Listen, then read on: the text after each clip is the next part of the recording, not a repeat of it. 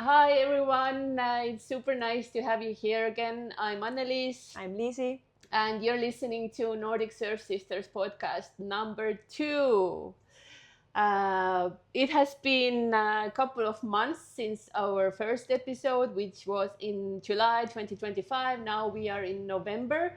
And before we are going to dig into this episode, let's reflect a bit on the previous one. I just thought that maybe we could very quickly reflect on our feedback that we received after we launched this podcast. Did you get any comments or any letters, love letters, other kind of letters after coming out with this topic? Yeah, like a lot of people wrote to me, girls, women, ladies, that it was so nice to listen to the chat because it's kind of reflecting what they are thinking when they're in the water or surfing or thinking about surfing or wanting to talk about surfing. So yeah, so it seemed like it clicked with some people, which is good. And yeah, it was mainly like only positive feedback. I think nobody shared their negative thoughts. Even I'm sure there were, and since it's very it's a new format for us, so when I listened to that episode like a while back, maybe a month ago, I was like, okay, we're very green, but we'll get better. Rookie podcasters. Yeah. But very happy ones, I would still Yes. say. I also got some feedback. There were many people suggesting to definitely do it on YouTube, which is another challenge for us. But let's see how it comes out this time. And then also same really kind words that, hey girls, it's great that they're doing it. It's so cool to hear similar thoughts, similar thought patterns. Like if you are a cold water surfer, or even if you're like don't like surf in the cold climate or cold water, it's still nice to know that there are people in your country or in your region that go surfing and do the same thing and probably think similar thoughts as you. So it was just very like a supportive, kind feedback. So thank you for this, everyone. Yes.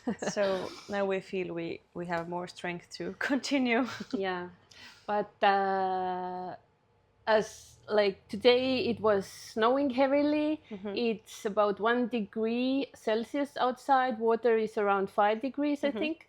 So how do you do it? Describe me your next surf day, when it might be tomorrow or day after. We just checked. Yeah, hopefully we'll get some surf soon. But yeah, 5 for wetsuit with a hoodie. I think I'm gonna go for the 7mm boots and gloves even, maybe. Do you have any other options? I have 5 also.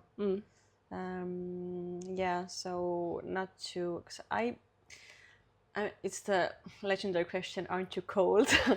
And I tend to get cold after like an hour and a half if I wait a lot, if I don't move. If there's like there's a lull between the sets, or I don't know if there are sets in Estonia, just when something like a wave comes. So when I sit for a long time, then I start to shiver. So I just want to make sure I'm like completely geared up, so I'm not gonna lose any time, and I can stay out for longer. Okay. Do you use any special face cream or other like creams to keep you warm? Someone actually asked this question from our Instagram community, so maybe you can help them out. I've noticed that after the cold days, my skin and face gets like rashed up a bit. So I put this, it's a very good local brand, Holy Shit Moments.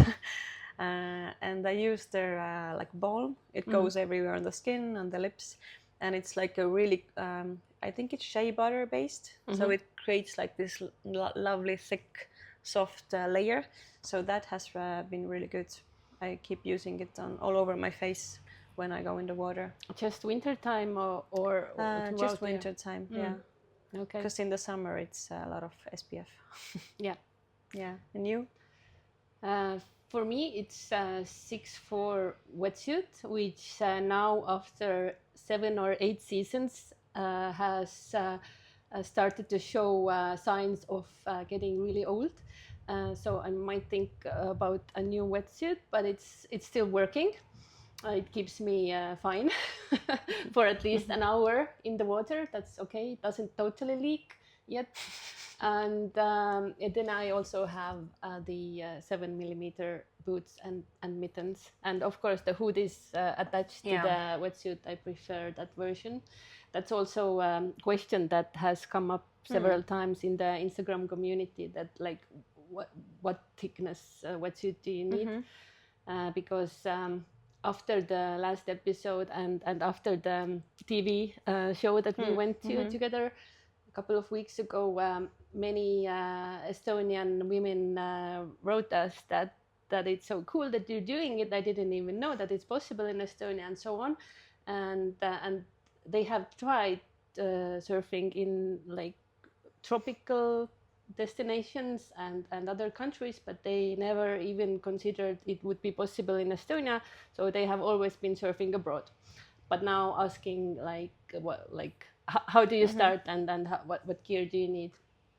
So it's mostly 5 or 6mm wetsuits, and they don't get any thicker actually. Like 6mm is I think the thickest there is, as far as I know. But I kind of hate using the boots. Yeah, I don't mind the gloves and but my boots always fill up with water. So whichever way I put the wetsuit under it or on top of it, like I've tried everything, but they still. And then I was just like, I'm like a blown up like feet, just like balloon filled with water feel.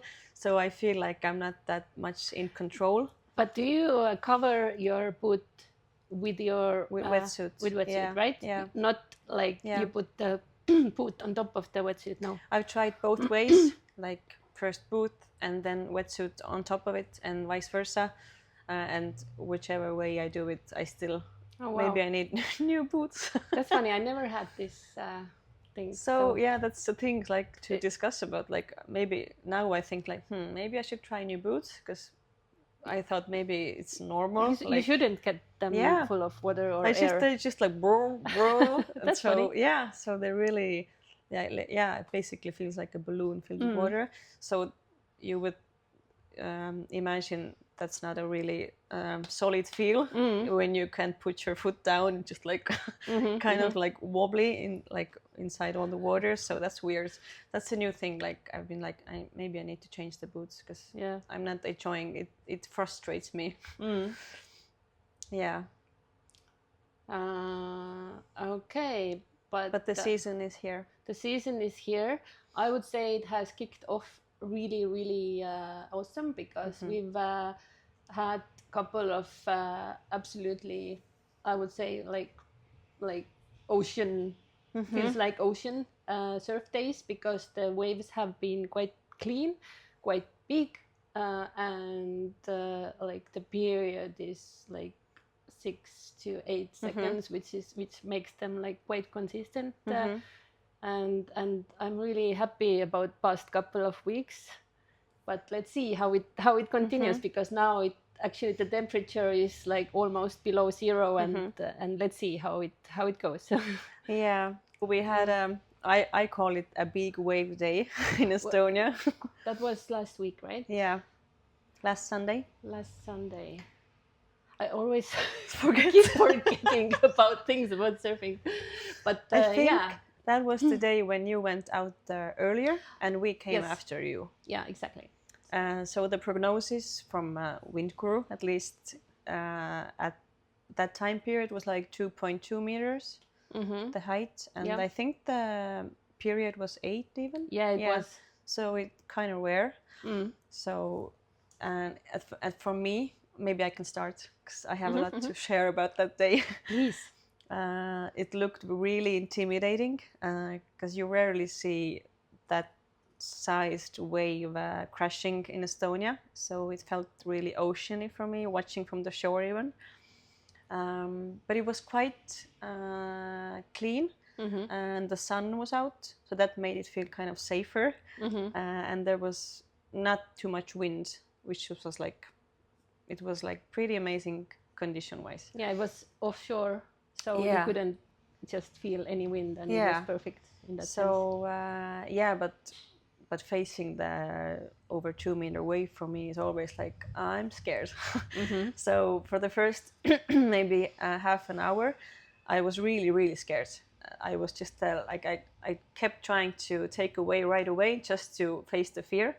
But then, like last episode, you described how you paddle. You okay, I'm gonna take it, and then you're at the top and you look down, and then you just no. And I was like, for 3 times I missed like really good waves. I was in a perfect position, and then my boyfriend, like, he looked at me from afar and he was like, you just stopped paddling. And then he could see my hesitation. So, and then I went through it for an hour, I think, just like no, and I still couldn't do it. I couldn't commit at all. But what is it that you are afraid of? I've always gone through that. Like every time I ask myself, like, what's the worst that can happen? Like, I'm not actually logically afraid that I'm gonna die in this Estonian quite soft wave. Even if I fall, it of course takes you to the tumbling washing machine. But still, there's not that much of fear of death than maybe in the ocean for me. But I don't know, it's a very illogical, anxious, like psychological block. Maybe just because I am scared of heights. I really can't control it, like the why of it. I have a fear of heights. So I think for me, the 2 meters is like, it's the critical level of like over that. And I don't, something in me shuts down maybe, and I just can't. Okay. So yeah, it's hard to explain, but then you get to feel like of how, like, I've been surfing for 3 years, and like, how can I not commit? Like, I should be better by now. I know what to do. I usually know how to pop up. I can ride a wave, and like, why can't I do it? And that really frustrated me. But at the same time, it made me angrier and more motivated to try again. And then I kept just trying, and I caught maybe 3 waves, but then the conditions changed really fast. So after that first hour, when they were like cleaner and bigger, then the wind kind of changed, and then it got messier, and then I was in the wrong position, so I couldn't like find my feet at all during the session. And then I was so sad because it was such a good wave day, and I was like, why can't I get like the best part of it? I kind of hear what you probably yourself nailed it already yourself, saying that you have this eagerness to perform really well, and that might be like the stopper there on top of the wave, that you are expecting yourself to perform, like ride this perfect wave in a really beautiful way. And that might, it's just the performance anxiety or something like that. Yeah, it's like too much pressure it's a good wave day. I need to be good. I need to ride it perfectly. Otherwise, it's a waste. Kind of this thought process even. Yeah, it's very typical, I think, that stops many of us, like quite often, and not only in surfing, but in other aspects in life as well. Like we are so much afraid of doing things not perfectly, so we decide not to do them at all. Yeah, and that's a shame. We should still do everything. Yeah, and it's I've actually thought about it. It's been going on, this frustrating period in surfing. I think it started in September when we went out on my birthday, and it wasn't actually a surfable day. No, No, it was it's just stormy onshore wind, whitewashy, like little mountains popping up. And we just went out. It was nice. It was a surprise for me, for my boyfriend and you. So it was really fun to just go out in whatever conditions. And even on that day when I felt like I'm so happy just to be here, and I caught like 3 waves, and I wasn't satisfied with my ride, like with my skill. And then I was in this in-between emotion, like, oh, this was so lovely that we got to go out together and surf on my birthday, and it's so sweet. But then the critical part was like, but you messed up. You didn't do it perfectly. So like, why did you mess up? Like, why? Oh my God. And it's been going on since September. I mean, in the surfing in Spain and France, when there were actual proper waves and like more wave count throughout the day. So I was all good, and oh, this is nice. It's nice to surf. And I didn't deal with these emotions. But it has been in Estonia. I think the pressure is so big when the wave days are so rare. Like I have to make the most of it, because we only get so many waves, and there's not too often. And then I was like, okay, this is gonna be a perfect day, perfect surf. And when I'm not perfect, I feel like, why did I even? So I think it's been going on for like a couple of months. We have to make a little get together, and probably we have like companions to join us that have the exact same thoughts, and then we take all these trash thoughts and throw them away. Yeah, you should. And like start just enjoying being in the water. Well, as you can already hear, I'm taking this podcast as a therapy session. So if anyone clicks with the topic, you can write to me and we can go through these emotions. Really helpful. It's really helpful to hear that people think similar thoughts, and this often helps, to get over them and move on. Yeah, but how about you? How is your mental space now? I mean, surfing wise, we don't have to go into private life details. For me, it's on a pretty good place right now, because I'm really happy about those 2 last sessions that I had. One was the same day that you were just describing as one of the like not so good days. And the other really good session I had a couple of days before this last Sunday. And I have missed those near perfect conditions that, like, we get waves, but they're different every time. And these 2 times have been really good. And I was really happy, especially because I took a shorter board one of these sessions, and then I managed to handle this shorter board, and I got really good rides. I was super happy, and I kind of even thought that, hey, I can do this. After 15 years. Yes, I can do this finally. But I don't know where did it come from. It was just, well, probably it was not just luck. I had something to do with myself, but I have really enjoyed, and I have been happy about those times.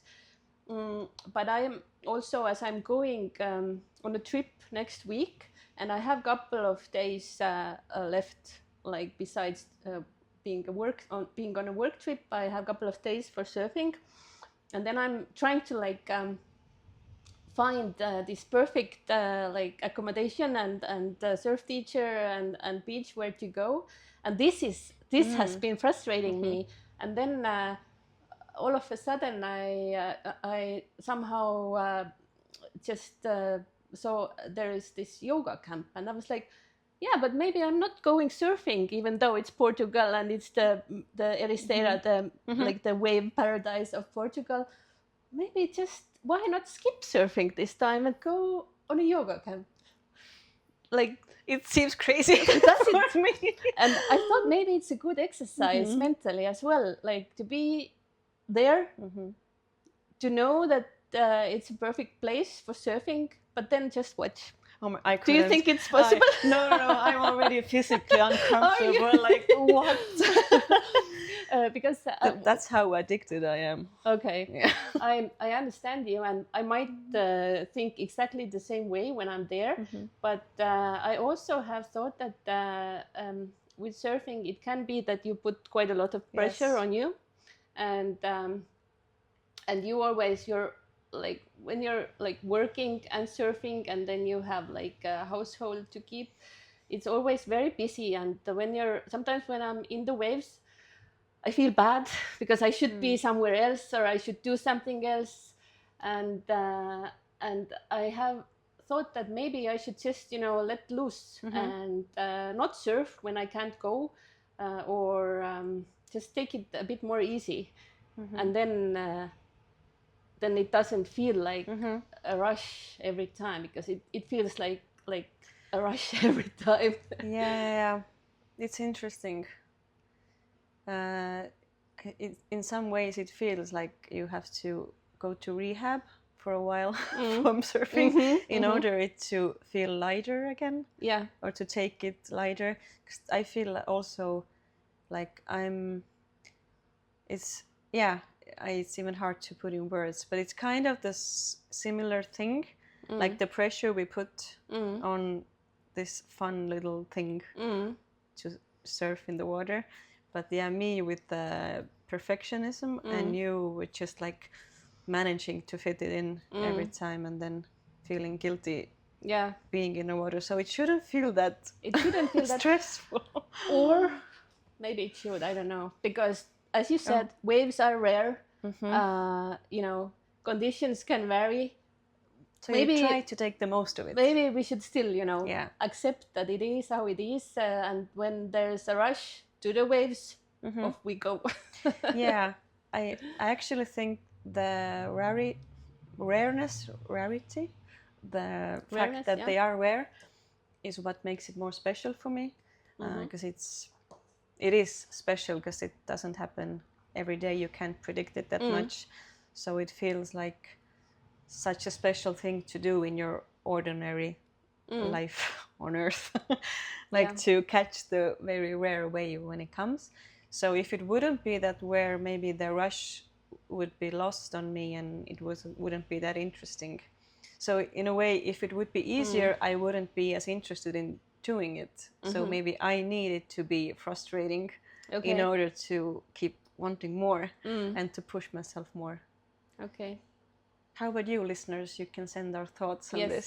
Send your thoughts. And have you felt stressed out by surfing, or your ability, or even the fact that you have to find the time to go, and have you ever felt guilty while you're in the water? Yeah, it would be really good nice to hear discussion. your thoughts about it. But for you, I need to ask, like, you've been surfing for almost 16 years? Yes. And have you managed to get to the point where you're not doubting yourself that much anymore, as opposed to me when I doubt myself all the time? The question is, will it get better? It gets better, but it's still, every time is unique. Like every single time you go and surf, it's unique. So but the self-doubt, like it's like logical, it should get better the more you do, the more consistent or you improve.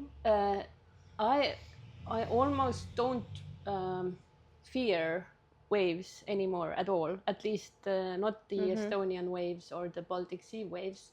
I have lost the fear. Oh wow. But were you afraid of the 2-meter wave before? Yes. Okay.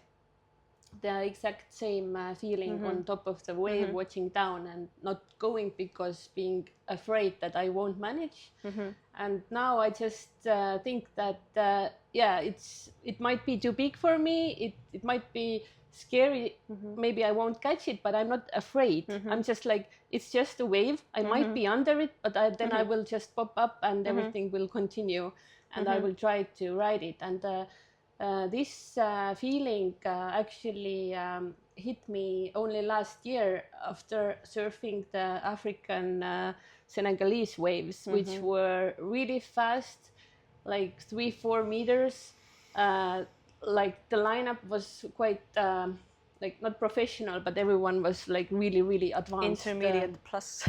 Yeah, intermediate plus or even advanced surfers. So after this trip, I felt that I have gained quite a lot of confidence, especially here locally, and I'm not afraid anymore.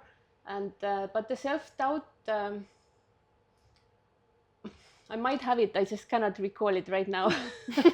But that seems positive. Maybe that seems like it's not that controlling of you, the self-doubt. Yeah. If you can't remember it, then it seems you're in a good place. Yeah, I think I just go whenever I can and don't go if I can't. Very logical. Very logical. Air is air and water is water. Yeah. Let's talk about surf trips. Our recent surf trips. How, where, when, with whom, how was it? I want to know everything. Everything. Yeah, we went to northern Spain and France early October with my boyfriend. We have been to France for 3 years now, every fall, to Biarritz and the Basque country. Biarritz is such a famous surfing destination. Surf city, one of my favorite cities in the world. But this time we started from Spain, so we went to Cantabria. It was cool because everything is very slow. The only entertainment are the cows with their bells ringing when they walk around. It's very quiet, very nature and surf oriented. There was maybe 1 or 2 bars that you could hang out in. Otherwise, the small cities, the towns are very old school.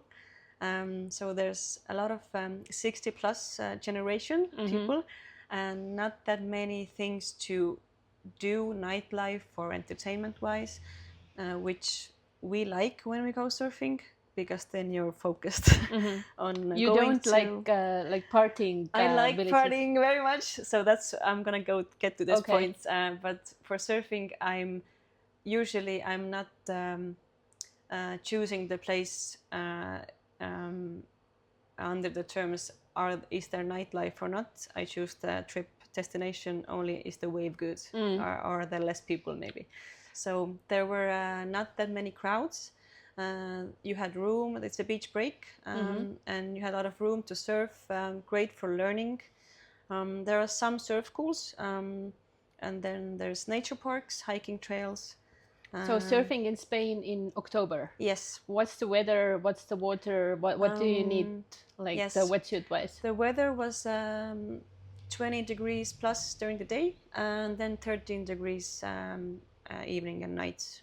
So quite warm, I would say. Nice and sunny. The water was like 19 degrees even, or 18. So, but you still wore a thin wetsuit. 3-2 worked really well, and no boots, no gloves, no hose needed. But when the wave was working, it was the perfect longboard wave, clean. Even though it was a beach break, and I really don't like beach breaks. Oh wow! Why? I like the solidness and preciseness of a point break. I haven't surfed a reef break yet. I've surfed the point break, and that's my favorite. The reef kind of scares me because of the shallowness. So that's gonna be a new experience for me, maybe one day. But yeah, I hate going through the whitewash at the beach break. But at the same time, it's good that you get more space and more peaks to choose from. So you kind of scatter out in the water when there's a lot of people, and everybody can catch something. Did you take a lesson, or you went on your own? Yes, I actually took a private lesson from a Dutch professional surfer, Nienke. Shout out to Nienke. I wanted to have a one-on-one session just to work on my technique, and as I'm still only learning to turn like properly on the longboards and the technique, I gained a lot of good insight from her. So the hour we spent in the water with her, I learned like 3 small things that have made a huge difference, like how to position my first foot to open it up more. She noticed I have a pretty closed out like leg position, like more reminding of snowboarding. So Stance. like stance, yeah. So these little things that I never could have thought about myself. I just put my foot down and then I just try to surf. But those tiny things, like how much they open up your first foot, so your hip opens up, then you can actually navigate better, really helped me. So I took 1 lesson, and then we surfed on our own the rest of the time. But we only got 2 good wave days throughout from the 6 days I think we spent there.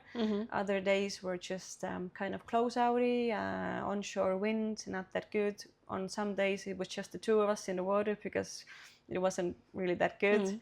But we still went out every day, and just to get the water hours in, as we like to say, the experience. But if it was good, it was really good. So I would still suggest to take that trip. Why did you choose Spain this time? Spain is not that like common destination, I would say, to go for a surf trip. Yeah, when you're Estonian, because Estonians go like Morocco and Portugal.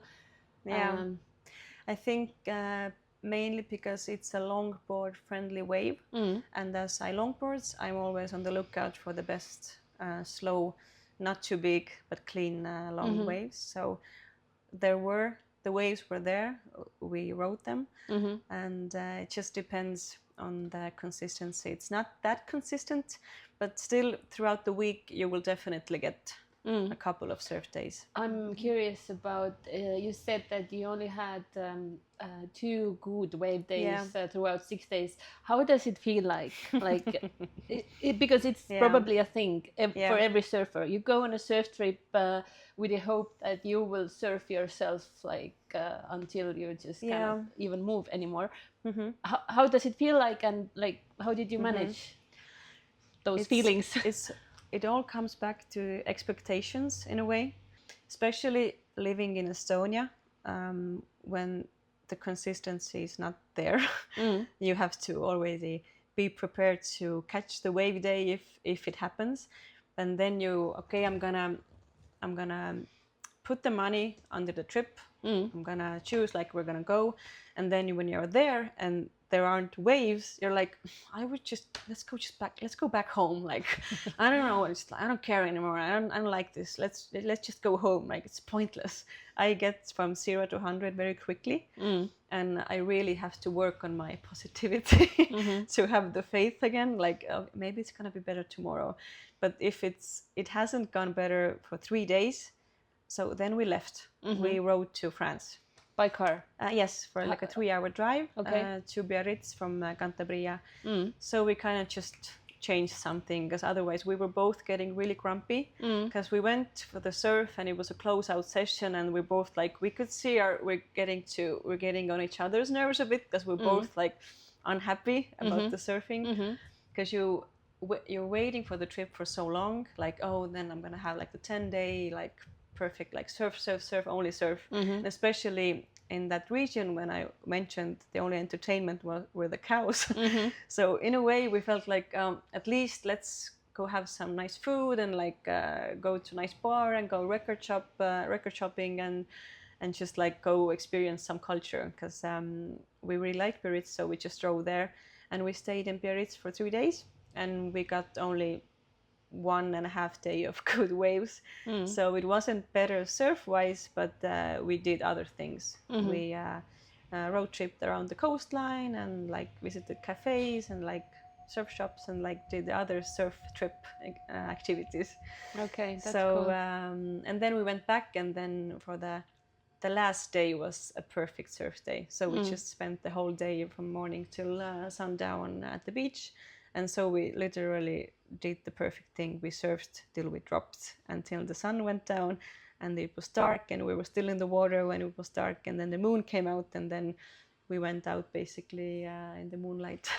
That's cool. Yeah. Do you usually check surf forecast before trips? Because you Yeah. probably have already booked a trip, Mm-hmm. and that it's like even almost no point to check the forecast, but Yeah, you probably still do. Yeah, because I you're check going it all anyway. the time. I even check surf forecast for my favorite spots when I'm not going there. Like I'm in Estonia. I'm, oh, wonder what's the wave like in Mexico right now. I'm like, oh, nice. Yeah, same. It's like its own way of entertainment for me, just to check out the live webcams all over the world. Just it's a nice wave day, and just look at the webcam feeds. It's a unique point or unique scrolling Yes. like pastime or Yeah.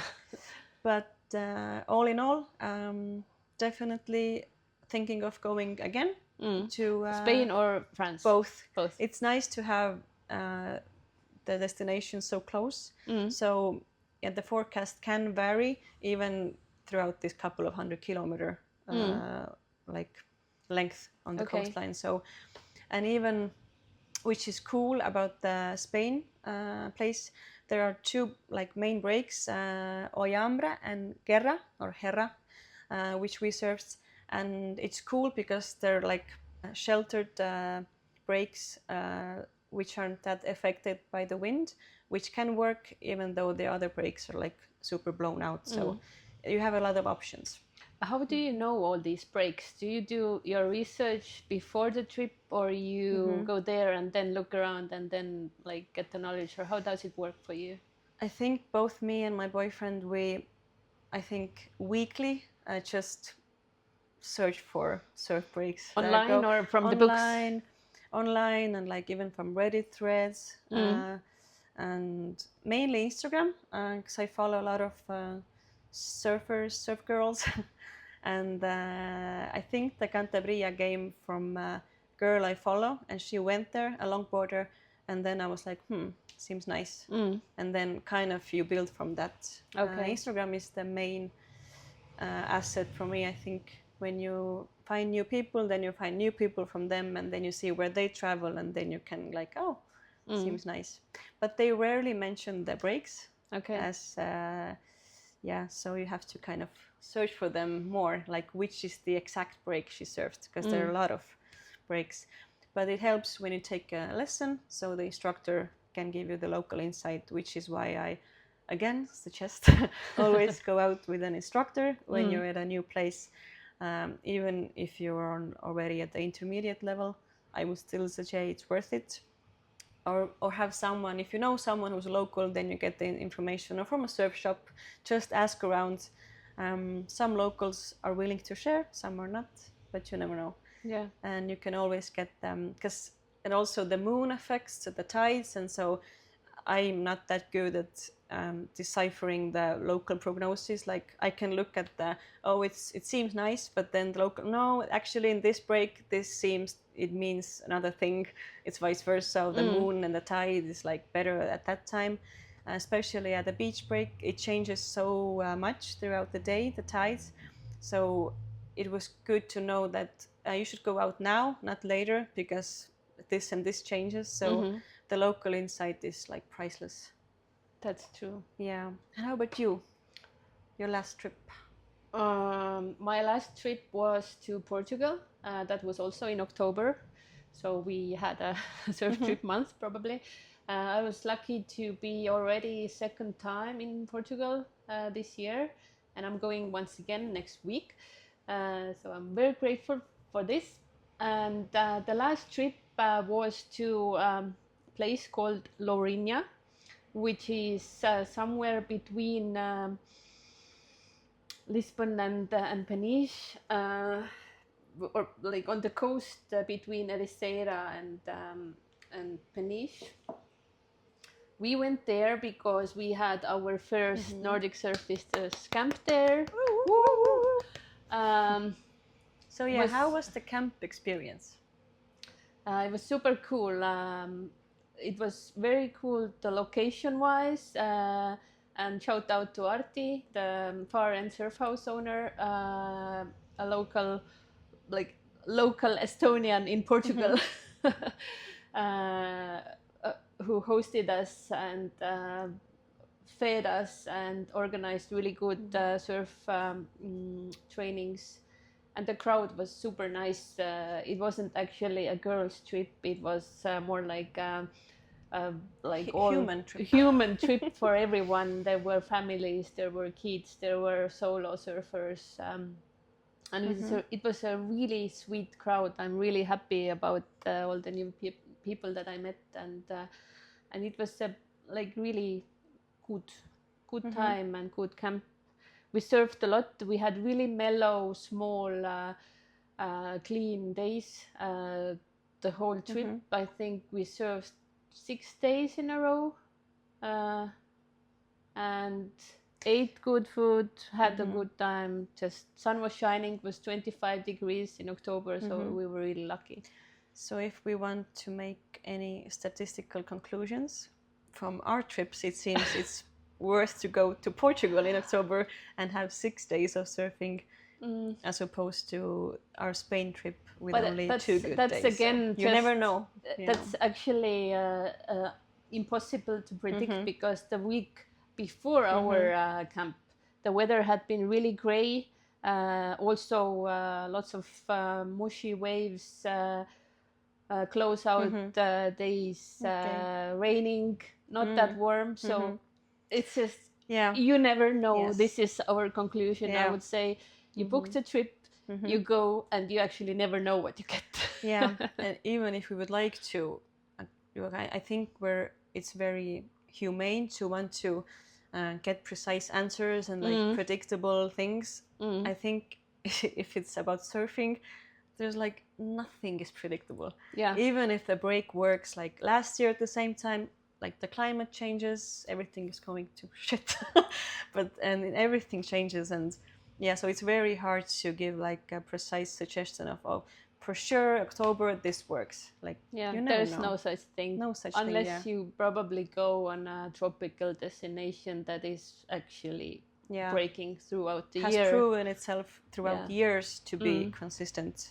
So in that sense, European surf, all in all, is not very consistent, but it's of course much more consistent in Portugal, France, and Spain than compared to the Baltic Sea countries. Can you describe for our listeners who maybe want to join on the next camp, what's a regular surf camp day like?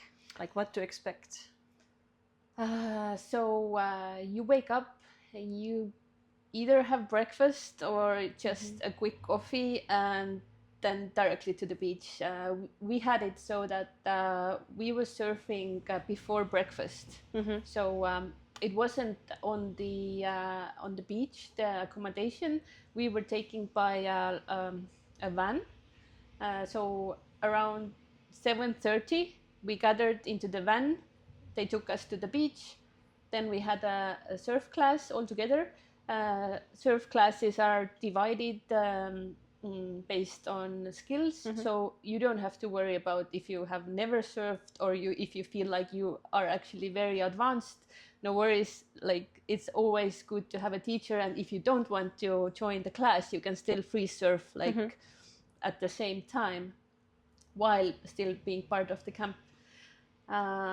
Then like around 10 or 11, going back home, having the breakfast, then chilling a couple of hours, then again to the beach, a second lesson, and then the rest of the day, like around 2 or 3 o'clock, like the surfing was done for us, and then we just looked around, walking, doing yoga, reading, going to the town, going to the cafe with other surf camp participants.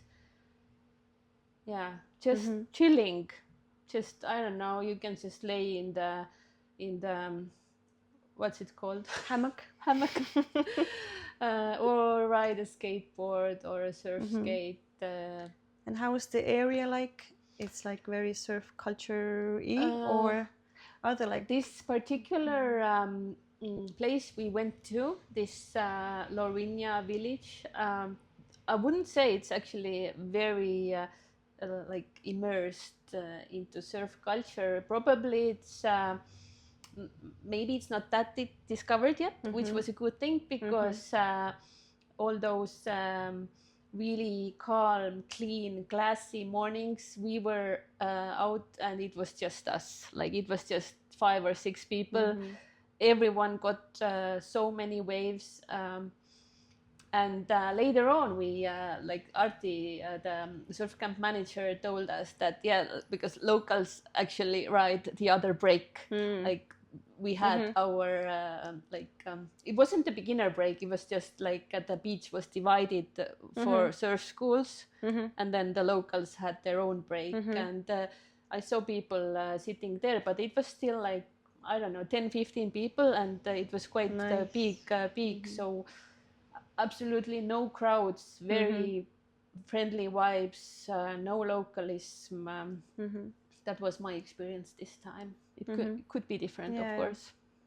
Very cool. So yeah, maybe you can surf in the Baltics with weird waves, but it's nice to be able to go on a quick European surf trip. Yeah, it's always worth to go and get some lessons from people that have done it decades. Yeah. Okay. Can we answer some questions, maybe? Yes. So thank you, people, for sending us questions and feedback. We got some questions to answer from our dear listeners and people following us. So one of the questions was, what's going on in your head when it's crowded? So do you want to go into this? My favorite topic. And what is crowded in your sense? Crowded for me is when there are more than 2 people. Good one. No, but maybe it's not even about the whole amount of people, which can scatter around at a beach break. Everybody finds their way. I think it's crowded when there are, like when you try to paddle for a wave and there are like 5 people paddling for the same wave. I consider it crowded. Yeah. Because then I get into this mental headspace of, okay, should I go for it? Can I go for it? Am I ruining the etiquette if I paddle it?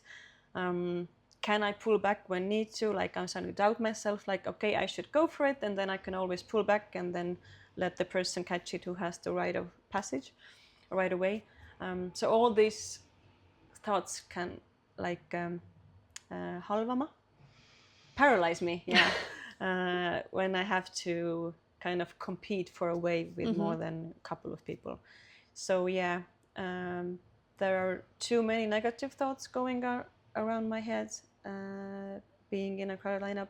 What do you think? What's the sentence that is in your head? Maybe the first and main thing is,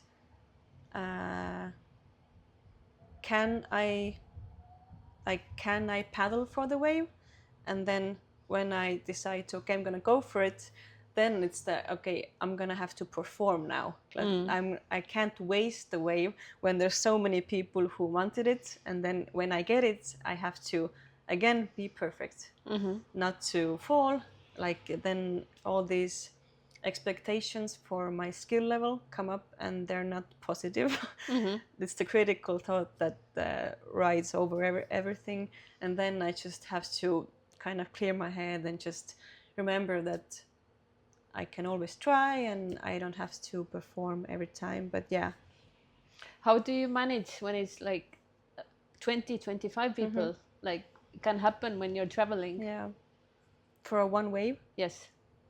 Well, do you still try, or you actually skip this? Usually I spend a lot of time on the shoulder of the wave, just farther away, and staying at a place where it isn't really the good position to get the wave. So I waste a lot of time doing that at first, and then eventually when I like pump myself up, like I too have the right to catch the wave, and then I go for the peak. Then I'm already in the headspace of being a bit frustrated of waiting around too much. So I get more ambitious, and then the frustration helps me to focus in a way, and then I tend to be confident, because I'm just frustrated of like, why am I wasting so much time? And then I'm more like, okay, fuck it, I'm gonna go for it, then see what happens. So I need to build myself up to gain the confidence of even trying to get the wave. So in a way, it takes a lot of time away from me, the self-doubt with the other people. And of course, there's the issue of I don't want to hurt anyone. I don't want to get hurt. If there's so many people next, like there's only like a meter between us, then I am already imagining getting my head sliced with a fin, or riding over someone's head with my board, and like all these crazy, scary thoughts and visions come to mind. So maybe, there's, in conclusion, I think 2 things. One is the safety. I'm worried about hitting people or getting hit. And the second part is the performance. Like, if I get the wave, am I good enough to even ride it still? How about you? I really don't also like crowds, but who does? So in my head it goes like this: oh my god, why are they here?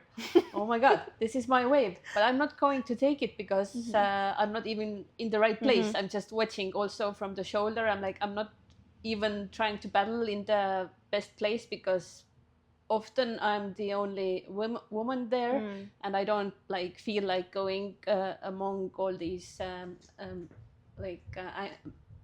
not angry men, but men. But it's in my head, of course. It's me, it's not them. Maybe they're not angry. They're probably not angry.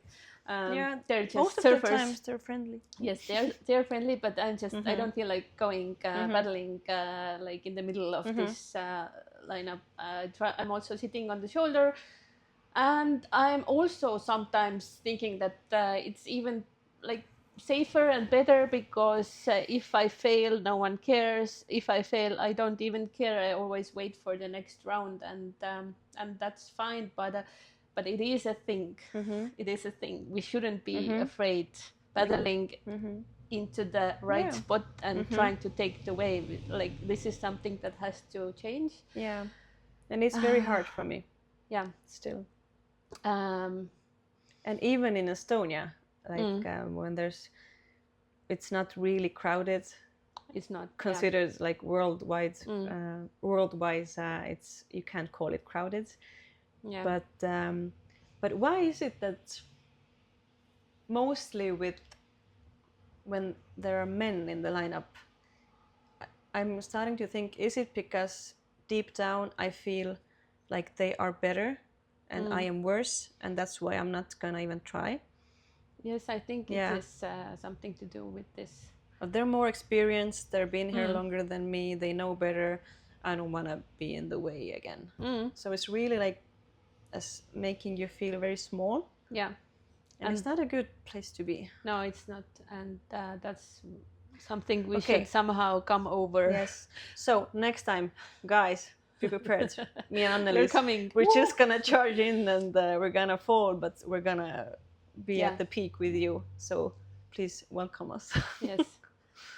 But it's even for you after 15 years. I have my confident moments, but it's nothing to do then with the crowd, but it depends on the day. So sometimes when I feel that the waves are really good and I'm on a good mental space and I'm in a good physical fit, and I feel I already, like, since the first wave, I kind of have this feeling that it's my day today. I don't have like necessarily all the time these thoughts that I will skip this awesome waves, but it can happen. Like it's always so different. And that's the thing. So it actually comes down to our own self-belief. And also, you know, days are not brothers, so it's different. Then we had a question are Estonian waves real waves? Are they? I can start. They are real waves. I just surfed them. I surfed real waves last Sunday, and then a couple of days before that. Yes, they are. It was good, super good. You get the clean wall. I mean, what else do you need? My definition of a real wave for surf is exactly this. Is it green enough for long enough of time to surf the green part? Yeah, and do some maneuvers. Maneuvers, yeah. And if it's before there, it closes out, yeah. So in that case, yes, we have real waves. But of course, they are wind waves, so you cannot exactly compare them to the ocean waves where the swell, it's like the ground swell that brings the waves, but like for us it's the wind swell. Yes, so but waves are there and they are real. Yeah, unicorns are real. Then we had a question, couple of actually the same questions, like where to start. I'm in Estonia or Latvia, Lithuania, Finland. Like, where do I start? How do I start surfing? What do I do? I don't know anyone. Yeah, well, I think we went through it in our last episode as well. The first one. Yeah, we touched it briefly. Yeah, well, the easiest I think is to go to a surf trip to a place where there are more consistent waves, when there are local instructors who have experience, and get the basics from there. Yeah. And then when you feel confident enough with the basics and you can go out on your own, then you can try to surf wherever. Is it Estonia or Baltics or Nordics or wherever. But you have to, maybe it's just easier to get eduelamus, get the sense of success, like of standing up when you haven't touched a surfboard before. It's better to do it in a place where there are actual waves every day, so you can take a week and to progress during that week, and then only then maybe start to go out in the weirder places. Yeah, although it's possible to take classes even in Estonia. There are Estonians organizing trips abroad. Yes. You can always do it on your own. You figure it out if you really want to, I would say. Maybe that's even a better answer. You don't need... First, I thought that find a friend would be an answer. But no, you don't even need a surfing friend. You just need your own willpower to figure it out. You have to consider, you have to start learning how to read forecasts, how prepare to organize your life around weather forecasts, get gear, and then all of a sudden, then when there's waves, you have to go. You have to find that time to go. So this is how you start. So we have chatted quite a while again. We hope you picked some thoughts from our thoughts, and if you want to say something and send us questions or feedback, feel free to do so. Just one really cool thing to wrap it up that I experienced this summer when I was surfing in one of the main spots near Tallinn, and I got a really good wave. It was quite a long one, and somehow I managed to ride over these these low points. You can actually get the new wave when you're coming from the further out.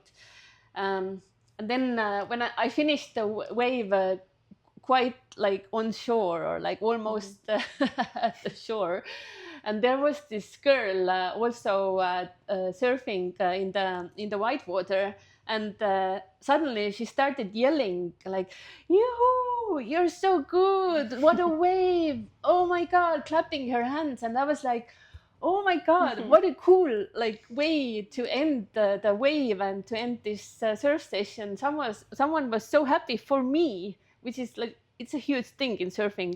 You most of the time you're not even happy for yourself, so it's a huge thing to be really happy for someone else. And thank you, whoever you were. You made my day. And on the same evening, someone wrote me on Instagram that it was really beautiful to watch from the shore how you had the wave. I don't know if it was the same wave or some other, but the point is not like how good I was or how good the wave actually was, but just to get this supporting, positive cheer up. It was so nice, and we should do it more often. Yeah. We do it in the water with our like little girls group that we often go surfing with. It's so like encouraging. Like someone is yelling like go go go paddle, you got the wave. It's and it's very like it can be annoying probably for people who prefer to keep it quiet. Yes. We respect that. Yeah, but, that's what I always think. Like, oh yeah, I'm the girl who yelled. Yeah. Look. Yeah, it was me. Like, I keep like squealing and screaming. When I fall, I scream, and I just can't help it. I'm very expressive. Yeah, but it's good to as you said, surfing can be a very solo thing, and as we went through before, you can get stuck in your mental space. And then stuck in your own progress and like I need to be better or like comparing yourself, and then it's so refreshing when somebody notices you, comes out of their own bubble and like cheers your progress or your wave. So it's kind of an inclusive experience. Yes, that's very well said, because inclusiveness or inclusivity in surfing is quite rare, I would say. Often people feel that it's exclusive. Yeah, it's for certain people or for certain groups of friends, but it's actually not. It's for like it's for everyone. You just have to figure it out how you want to do it and how you want to experience it and find your own like tribe around it. Yeah, and in a way it makes sense why it feels exclusive, and I mean it in terms of we all go out alone. You and your boards, and you have to manage. So you kind of have to be focused on yourself. Yeah. At the same time, you have to be aware of others for the etiquette and the safety. But also, there's a third layer of being aware of others' success. And when you mirror it, we all feel better. Yes. Yeah. So I think this is a really beautiful nice, note. beautiful ending to this episode. We hope you stayed with us until the end. We hope you will be here when we will be back, and we hope to bring some guests. If you have ideas, bring it on. Thank you for listening. Thank you for being whoever you are. We appreciate you being there. Thank you. Yeah, this was Nordic Surfsisters podcast with Annelis and Liisi. Bye. Bye.